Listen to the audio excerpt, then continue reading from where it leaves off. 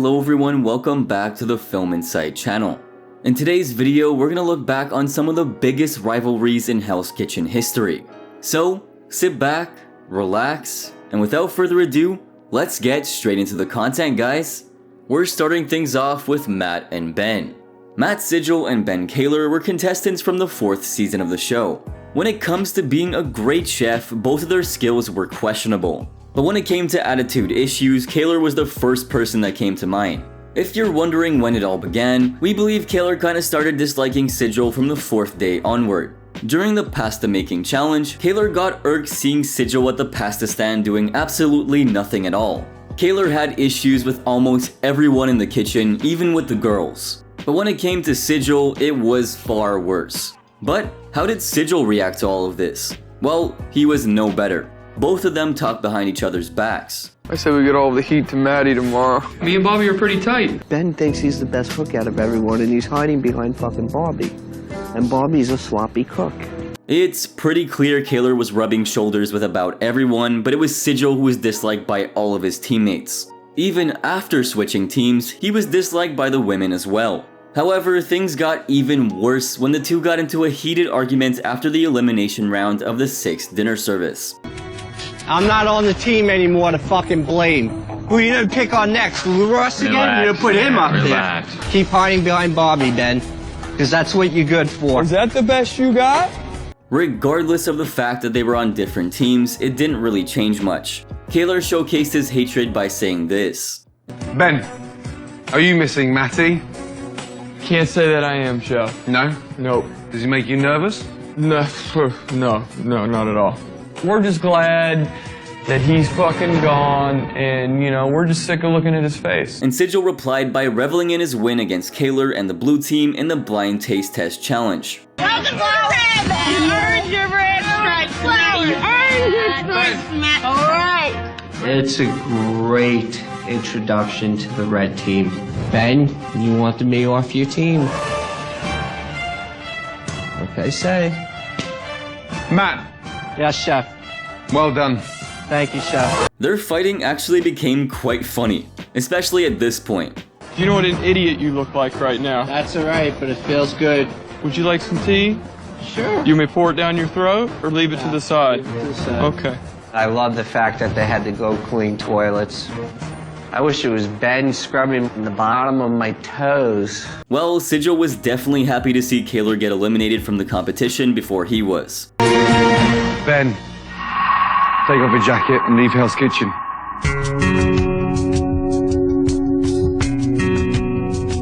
Thank you. Yes, sir. Thank you for the opportunity. You're welcome. Were you glad to see him eliminated as well? Moving on to the next entry, we're gonna cover the rivalry between Suzanne and Tennille. Suzanne Schlicht and Tennille Middleton were contestants from the 6th season of Hell's Kitchen. We can confidently say that Schlicht was one of the worst chefs in the show's history. Her attitude and horrible collaborative skills made everyone hate her. However, a rivalry started between Schlicht and Middleton as early as the 2nd day. It all started when Schlicht got annoyed by Middleton's way of telling the girls what to do. The next day, during the dinner service, things began brewing up all over again. Schlicht started poking fun at Middleton's work, and as expected, she was really annoyed. When Schlicht tried to take the matter into her own hands, Middleton did this. And hot. Too much oil.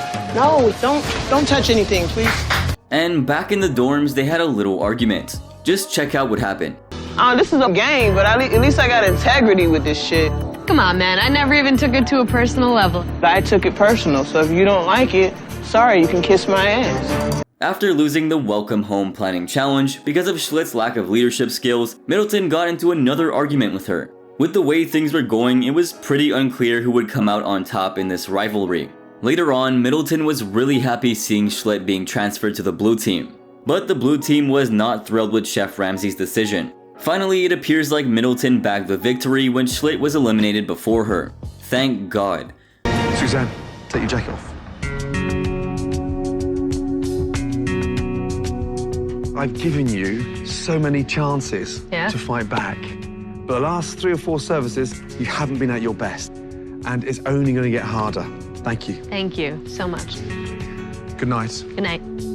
The next pair we're gonna cover is pretty infamous, and we're talking about Robyn and Jimmie. Robyn Almodovar was a contestant in seasons 10 and 17, while Willis was a contestant in season 10. Almodovar's rivalry in both seasons with both teams was quite a headache, not only for the contestants but the viewers alike. While Almodovar had issues with several contestants, one of the rivalries was with Willis. Their differences first started to take place when both of them were paired in the Fashion Night Planning Challenge. Almodovar really lacked collaborative skills. She ignored Willis's suggestions and did whatever she wanted. This decision proved to be a complete disaster since it failed to impress the guest judges. Let us tell you, Willis wasn't happy with the loss. Though she didn't want to talk, Almodovar instigated Willis into a conversation during the prep.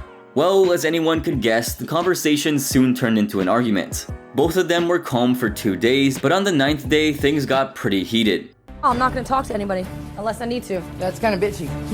Kimmy, I don't think I'm bitchy at all. Everyone's giving dirty looks. Which means you're in that as well. I just said everybody.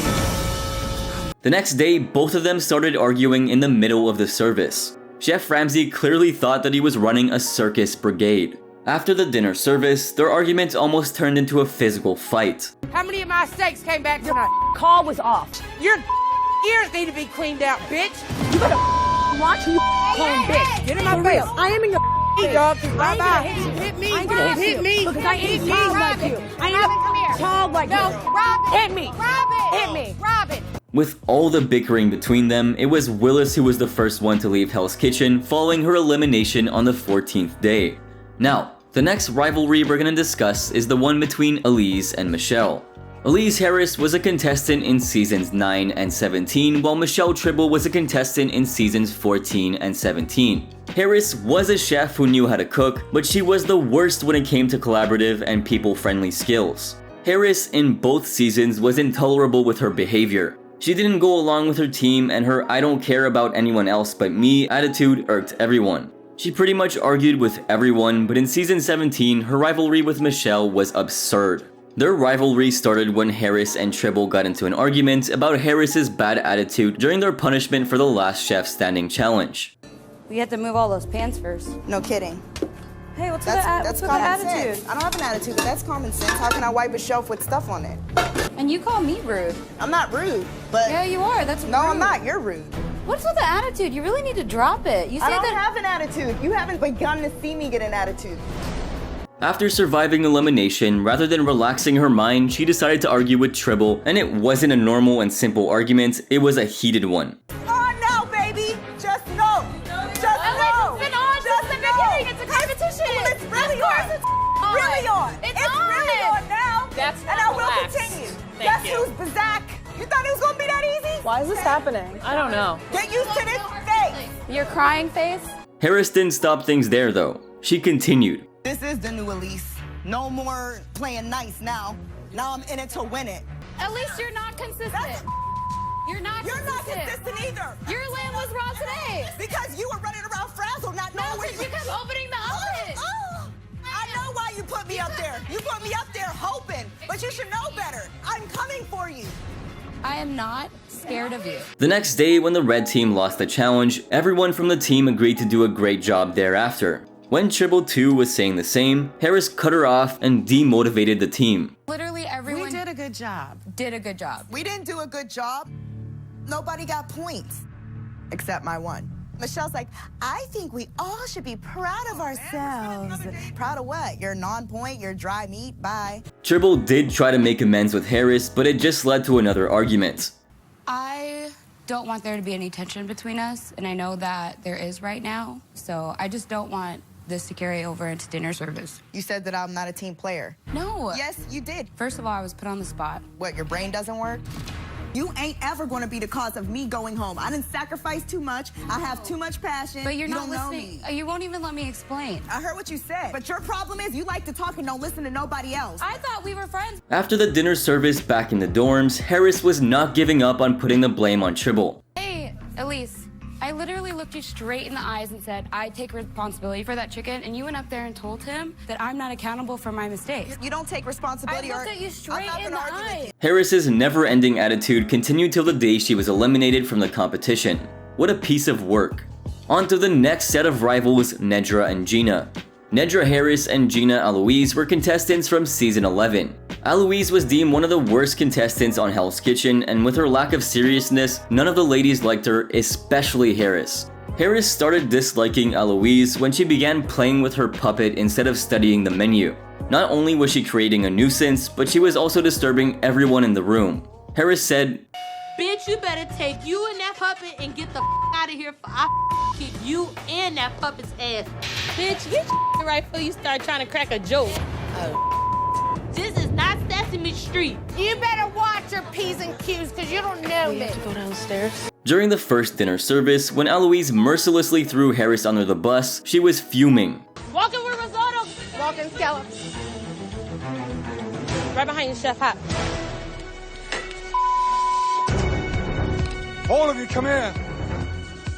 Let me show you a little waterfall. Oh my gosh. No, I want to do scallops. Somebody else has got to do risotto. What do you mean? Harris didn't have to nag Aloise anymore since Chef Ramsay kicked her out of the kitchen. I guarantee a complete service tonight. You can't even hold it together for the second ticket. Get out, Gina.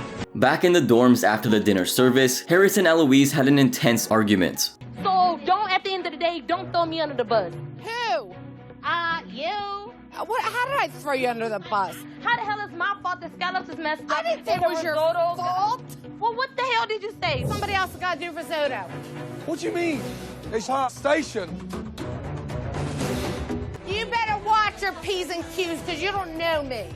I know you crazy. Don't call me crazy, and watch how you talk to me. You're dealing with the wrong person. Yes, I'm dealing with a crazy, deranged person. The next day, Aloise's decision to quit felt like a relief for Harris since she was totally unsympathetic towards her. Unfortunately, I'm not going to be staying here for this challenge. I'm going to be leaving. I have some personal issues. Unfortunately, I have to. I'm not going to stop you. Moving on to our next entry with Ashley and Jackie. Ashley Nickell was a contestant in seasons 15 and 17, while Jackie Fuchs was a contestant in season 15. Nickell's and Fuchs' rivalry started from day 2 when both of them were assigned to work at the appetizer station. Let's just say that Nickell didn't really enjoy working with her. Working with Jackie on appetizers is kind of like working with like a Tasmanian devil. I just want to shake her and say, stop moving around. And neither did Fuchs. I mean, we're in hell, everything's on fire, and that bitch managed to find the one spot with no fire. It didn't seem like both of these ladies were in a mood to make amends because the next day they were back to locking horns. You're so gross. Guys, come on. Why are you guys shushing me? What's going on? We're just trying to focus it because like everybody's... Focus on zesting lemons? Okay, people, lighten up, all right? Ew, what the stinks like dirty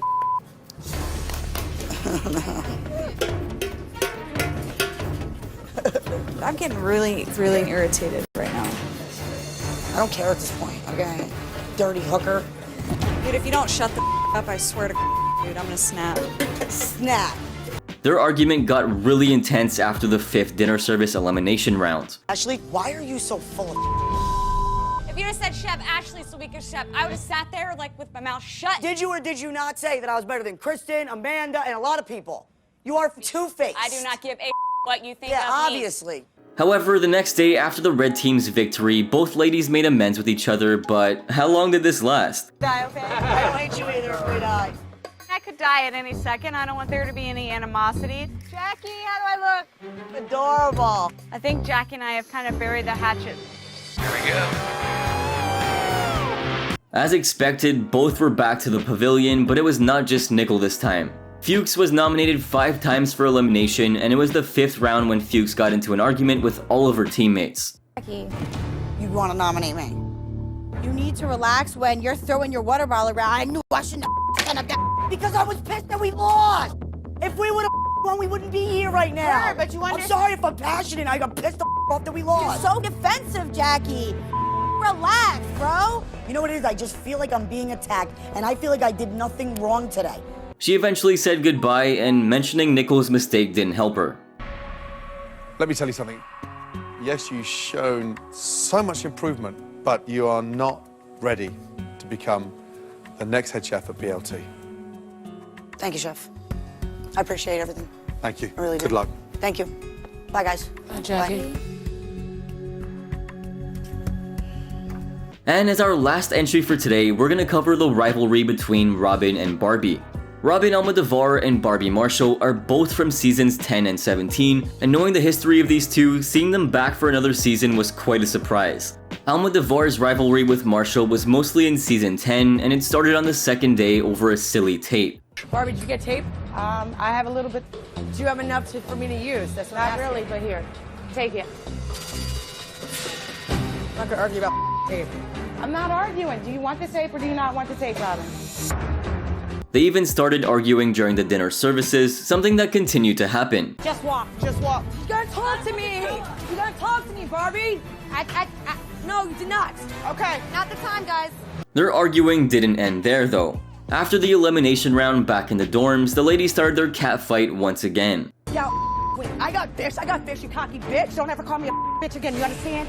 Barbie's the reason why we went down tonight. Even though there were days where the ladies weren't arguing with each other, there was constant tension. It constantly looked like they were gonna break into an argument. Eventually, the rivalry cooled down after Almodovar got transferred to the other team. Almodovar had problems even in the blue team. She constantly argued with the blue team, and the boys got tired of her. And what did Chef Ramsay say yesterday? Hold your own station down. And ask for help, and I asked you for help, you denied it. You had no idea what was going on.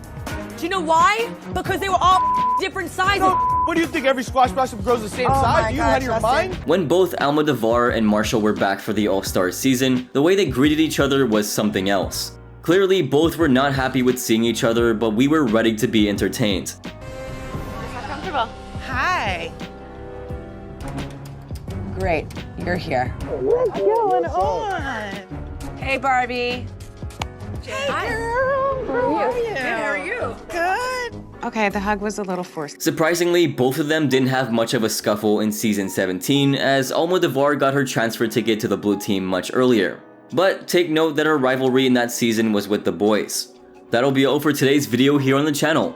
I do hope you enjoyed. Do you recall any other rivalries? Let us know in the comments section down below. Don't forget to give us a like and a share.